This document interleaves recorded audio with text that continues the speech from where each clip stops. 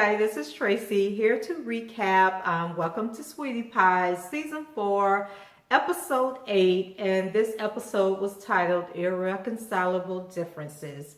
So the show opens with Tim, and he's getting a text from his lawyer letting him know that Miss Robbie has filed a lawsuit against him in the tune of $100 million for using her brand without her permission. I'm like, dang, Miss Robbie wasn't playing, was she?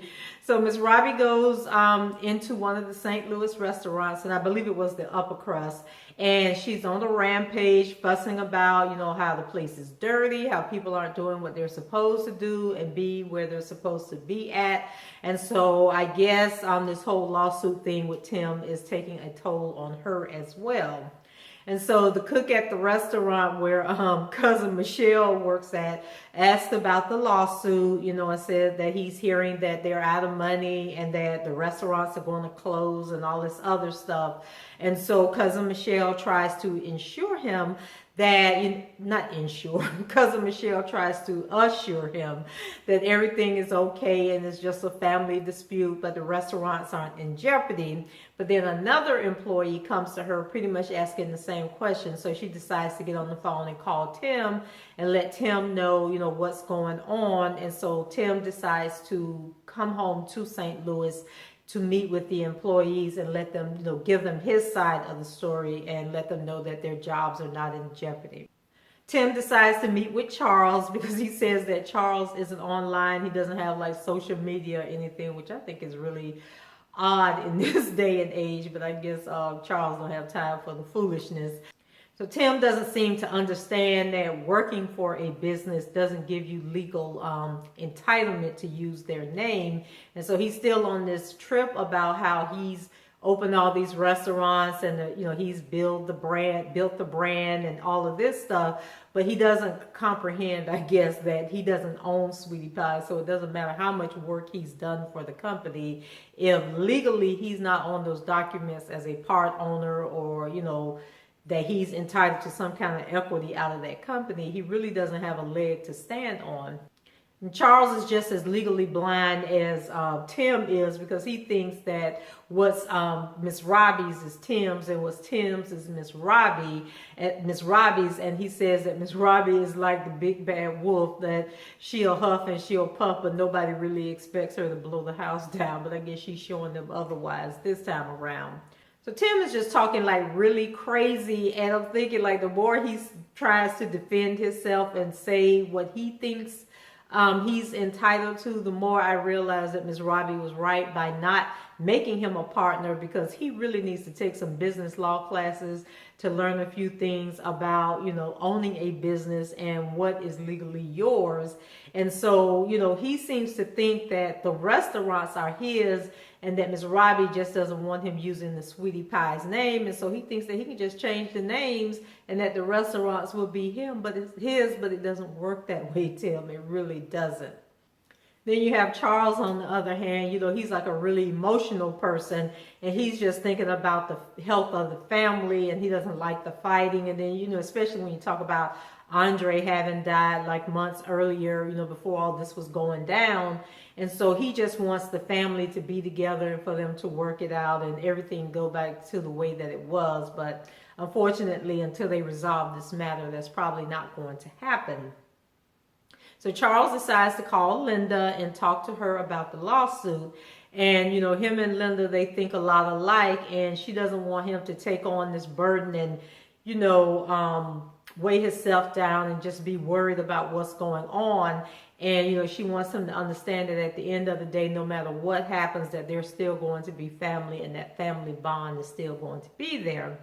So Tim makes it to St. Louis, and he says legally he can't talk to his mother because of the lawsuit. So he's in town, but he's not going to visit Miss Robbie. So he calls a meeting of all the employees, to give them his side of the story, which I think was so out of order. But, that's how they roll over there, Sweetie Pies. And he's talking from a personal perspective instead of, just basically reassuring them that, it's a personal matter. It's not anything that's going to jeopardize the future, of their employment, and that they just need to continue to work, that the business is not in financial jeopardy, and all that good stuff. But instead, he's talking about what he's done for the company, and that he's going to fight for his side of what's going on. And so basically the employees are like forging alliances now. So I guess it's going to be like the employees are for Tim and against Miss Robbie. And so I don't know if that's going to work in Tim's favor in the end, or if that's just going to piss Miss Robbie off that much more. So back in California, Danielle approaches Charles, because he's outside moping and looking sad. And so she's trying to figure out, if he's upset about the lawsuit, or is he depressed because, Chloe got fired and she's no longer there, because that was his sidekick. And so Charles, he isn't going to talk to Danielle or anybody else outside of the family regarding family business. And so he starts telling her about he woke up this morning and found a gray hair in his head. And so he's just really concerned that, all his hair is going to turn gray. And so, Danielle is basically telling him how, he really needs to get out and have fun and that type of thing. But Charles pretty much dismisses her, and because he's moping about the lawsuit and he ain't got time to be playing with Danielle. So Charles decides to call Monique and ask her to get the family together because he's going to fly home, and he wants to meet with everybody in that following morning, with the exception of Tim and Miss Robbie.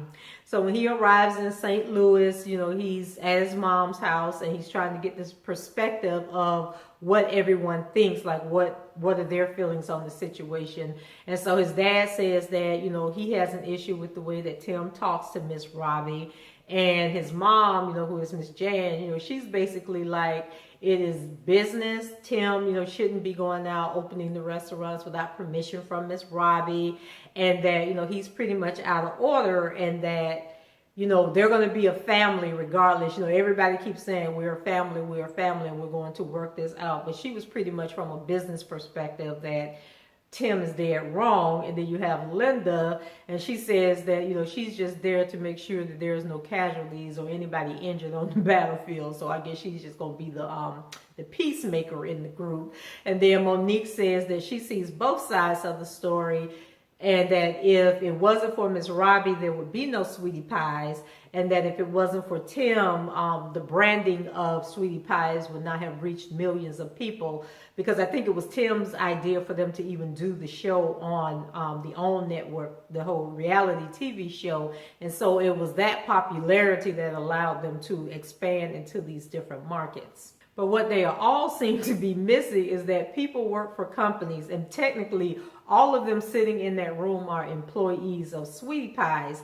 And so there are people that make, companies millions and billions of dollars. That's what they're hired to do. But at the end of the day, they don't own the company, and they can't go out and open other businesses and franchises in that company's name and claim those businesses as their own. And I think that's the part that they're all forgetting, and they're just getting the family aspect of it, kind of like twisted and mixed up. But I think Miss Robbie is probably smarter than them all, because I'm sure she has some ironclad legal papers stating that she is the sole proprietor or the sole owner of Sweetie Pies. So back in California, Tim and Jennifer, they go out to dinner, and they are truly coming across like a real couple, like they really like each other. So I'm like, go on, Jennifer, and more power to you, Tim, for hooking Jennifer. And so, because Jennifer was always one of my favorites on Basketball Wives of Miami. I always liked her better than any of the other people. And so Jennifer gives him some good advice, and she's basically telling him that, he needs to talk to his mom, and they need to resolve this. And she tells him about how when her mom died, like, she would give anything to have her mom back and to talk to her, to argue with her, whatever. And so she's pointing out to Tim that, her mom was 75 when she passed away, and that Miss Robbie is now 76. And so, tomorrow isn't promised to any of us, but the older our parents get, chances are that tomorrow is going to come sooner than later. And so she just wants Tim to work it out, with his mom. And even though they're going through this legal issue, that they still should maintain their relationship and love each other and be kind to one another. So I agree with that, Jennifer. So Miss Robbie heads to Los Angeles to work on her single, and she says that she doesn't think she's going to see Tim while she's there. But she says when she went into the studio with Tim back in, I think it was last episode of the week before, that, everything was rushed and, he didn't really put his all into it and support what she was trying to do. But with her friend Stephanie, she knows that she's going to do everything possible to help Miss Robbie, and that, she feels better working with her than she did with Tim. And so Stephanie, she's starting with some vocal runs and inspiration for Miss Robbie, because Miss Robbie got a long way to go. Like, when she's doing them little deep moaning, words in that song, it sounds good. But when she have to hit them high notes, it ain't coming out too good. So hopefully Stephanie will whip her into shape, and we'll be getting that single out real soon. Back in St. Louis, cousin Michelle, she's eyeing on Naya again, because she can't stand Monique's daughter Naya. And so she says that Naya has a really nasty attitude, and she's just sick and tired of her. And so cousin Michelle is just like standing in the back watching Naya. And Naya is supposed to be cleaning the collard greens. It was like, hey, like an assembly line going, to do the collard greens, and she's talking to this other boy, and she's joking and laughing and eating and drinking and carrying on. And you can just tell that cousin Michelle just wants to tell her to get out, but she knows that she can't. Back in LA, Tim and Charles go over to the Inglewood restaurant, and Tim lets Charles know that since returning from his trip, to talk to the employees, that he's more determined now than anything to open up his restaurants and keep the businesses growing. And so Tim seems to think that all the family should be able to go out and open a restaurant, because he told Charles that they all work for the restaurant, and they've all given so much to it, that he thinks that if anybody wants to go out, whether it's Charles or Monique or Jan and Linda, if they want to just go and open up a restaurant in the Sweetie Pie's name, that they should be able to do something. And once again, I say, Tim, that is your crazy thinking that's gotten you to the point where you are. And if you don't knock it off, Miss Robbie may never make you a partner in that company. So while Tim and Charles are talking, Tim gets a text. And so he stops mid-sentence and looks at, and then he tells Charles that the text is from Miss Robbie, and that it was a car so that she was getting ready to buy. So I couldn't figure out if she was buying the car for herself and wanted Tim's opinion, or if it was a car that, like a sports car, because remember Tim is doing the racing now, or whether it was like a car that she saw that she thought Tim would like to have. So I'm like, Miss Robbie, you being messy. That wasn't right. And especially since you came to town and then didn't even go see Tim.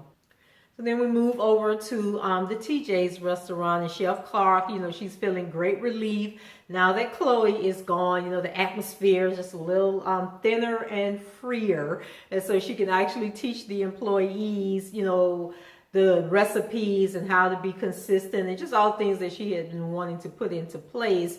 And she seems to be kind of building a little camaraderie with the employees. But I don't know, Vic might be an issue down the road, because he seems like he wants to take Chloe's place. But Chef Clark says that she likes him, and that she's going to whip him into shape so that he can cut out the foolishness real quick. So then Tim calls cousin Michelle, and she assures him that the talk that he had with the employees helped, and everybody feels much better. And then he asks her, how is Naya doing? And that was all she needed, because then she unleashed on how lazy Naya is, and that every time she comes to work, like she comes in complaining about something is wrong with her. And so then she asks Tim, well, when could she come out to California? And Tim hung up the phone on her. So he treats cousin Michelle so bad, but she's committed to the business, and she's there for the family. So the show ends with Chloe, and she comes to meet with Tim, and she wants to get her job back. And so she doesn't really get where she's wrong and what she's doing, but Tim sits there and he listens to her, and so she's giving a little sob story about how she doesn't have her GED, and how her mom has always talked to her about her temper, and that her temper's going to get her in trouble. And then she cried, and just all kind of stuff. And so Tim was like, I'm not having it. Like, I understand what you're saying, go get your GED, maybe you need to go get some counseling and, just work out some things in your life. And then she was saying, well, I would be open to going to get counseling, but I really need my job. So at the end of the day, Tim told her that she can't have her job back until she completes anger management counseling.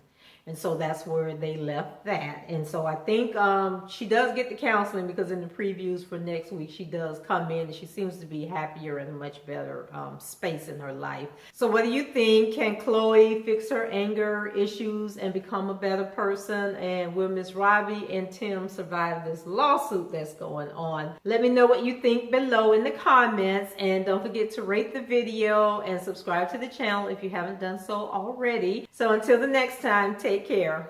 Bye-bye.